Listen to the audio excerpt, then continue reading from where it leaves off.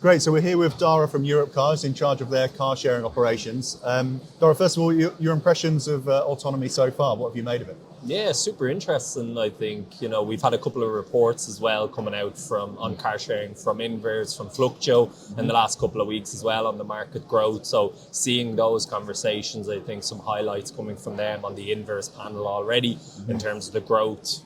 I think we've seen some consolidation in the market over the last 6 months, 12 months. I think that's clear, that's coming through. A little bit of stability, hopefully coming back in now after some COVID years, some difficult years as well. But I think what's really promising for us is that it's clear on the car sharing side, there's an appetite, a continued appetite, and growth on the horizon as well. I think depending on the market, obviously each market has its own context, but I think it's promising that the growth is there, it's continued, and it's clear in terms of various shared mobilities markets, at least for us, car sharing continues to be one of the most resilient ones. So yeah, awesome. Yeah, great. I think we've definitely seen some different moves over the last few years of startups coming in and going, bigger companies also expanding and shrinking. So we've seen that kind of consolidation and movement. How's your feeling of the kind of trajectory going forward into the market? Do you feel it's one of still that balance between small startups with a kind of local knowledge and then the bigger companies and kind of bringing those together? Is that kind of where you're seeing it move? Or? Yeah, I think at least on the car sharing side for us, scooters aside and various other ones that maybe had their hockey stick moment and, that's worked for some and not worked for others. But on the car sharing side, I think, you see a lot of local players still continuing, which is great for that. I think it's great for customers, great for consumers, great for citizens as well to have local players in certain markets who can cater to specific needs. And then maybe some bigger players, taking a slightly different approach, a pan-European approach or a wider approach like that as well. So I think, more competition, good for the consumer, no problem there. I think and it's good for the market overall. I think ultimately one of the and this, we say this every year, we've been saying this for years, and the main thing is that, there's competition within the market, we're competing with each other to an extent, but ultimately we're overall competing with private car ownership. That's what, we're not competing with public transport. We're not competing with active travel, walking and cycling. We're trying to move away from private car ownership and offer attractive alternatives to ownership. I think that's what's clear, and that's what we need to always remember and focus on. So. Yeah, it's really interesting. One of the takeouts actually for me from the Inverse event last night that you already mentioned was about that kind of competition, but also some kind of collaboration in cities, because actually the competition isn't about beating the other car sharing company in the space, but actually trying to get the adoption of the service overall, because I guess the movement away from ownership into sharing is then good for the industry as a whole, really. And I guess that seems to be a bit of a theme or a trend. And I think what we see as well is the more competitors that come in, the more players that come in, obviously that entices industry and sectors around the mobility space as well, because I think that's something we mentioned a little bit last night, is that there can be a challenge that if the sector overall is not big enough, it's not going to attract these extra technology players, supply players, or existing supply players aren't going to take our sector as seriously unless it grows, unless it gets bigger. So the bigger it gets overall, obviously we'll attract extra technology outside that we can leverage to improve our business models and improve our customer experiences for our customers as well. So I think that's critical, that's important. It's taking maybe a little bit longer than some of us would hope for, but we see it's improving. And even,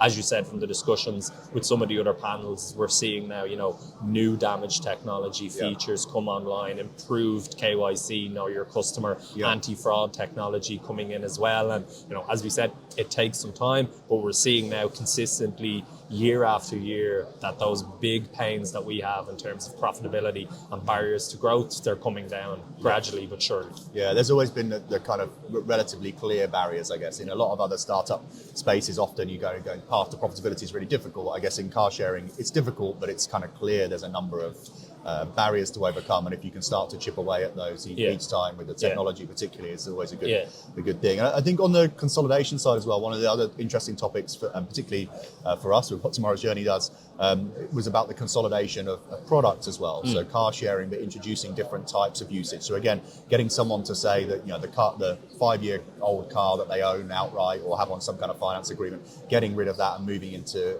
sharing doesn't have to be using a car for 1 hour every time you need it, but could be a combination of rental and subscription models as well. And is that also a thing that you guys are seeing in Europcar? Yeah, for sure. It obviously depends on the life cycle, the moment the customer is in and their mobility needs as well. Obviously sometimes you have customers who are entering a moment, maybe they've moved to a new city, maybe they've moved to a new area, maybe they've had their car broke down, and that's a good moment for them to, they're being challenged in their mobility needs, and they think differently and they're ready to change their behaviours, and then it needs services like ours to come in at that moment and take advantage of that opportunity, move them away from private car ownership. Obviously, for a company like Europcar Mobility Group, that's what we're looking to do. We have those solutions from hours, days to months and years, and that's the idea, is to be able to provide. And we do have customers who, move depending on the moment that they're in. They move the way they need to move at that time as well. So. Yeah, interesting. And I think definitely, kind of seeing a few of those types of things happening a bit more in the space. One of the things, a kind of final topic to pick up on, but also I think from the panel last night, is about the customer expectations. So also another thing, I was talking to one of our subscription customers recently, so companies who use our platform for subscription, and they were saying in comparison to dealers, they used to run a dealership, they now have a subscription business, and saying they get much more harshly reviewed as a subscription business than a dealer.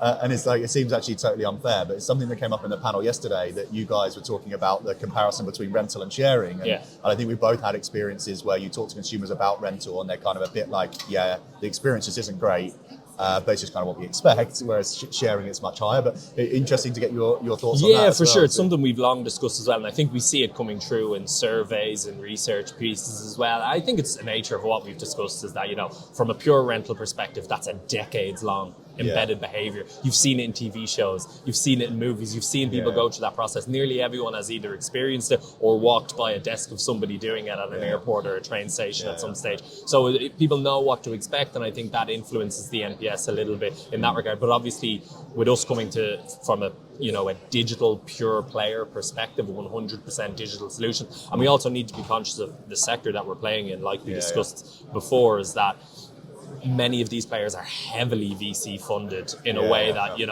the amount of money that's being poured into that sector, not just mobility, but other digital players, digital grocery delivery, digital, Amazon deliveries, etc. in that space, that the money going into that space is just exponential. So it lifts customer expectations. But ultimately, no problem. It's good, right? Better customer expectations, drives us all to work harder and drives us all to have better experiences as well. So I don't think it's a problem. It's just a fact that we all need to live with. And I think we're all seeing that in various different sectors. Totally. And I think, when you said about doing the research and the guy saying about wanting a key box, and you got the Inverse guys, was funny. When we did some focus group stuff 7 or 8 years ago, and we were thinking, again, everybody was going to go, we want rental to be digital and we want it to be all this stuff. And one guy said, it's just like doing a tax return, renting a car. It's painful. I don't like it, but I have to do it when I go on holiday. So it was just like disillusionment of the thing. But it was this kind of weird moment that obviously still exists. I think there's an element, though. I think there's an element, as we said, even in conversations now, you're seeing, more and more people becoming aware of these opportunities and these things you can see. And I think that just comes from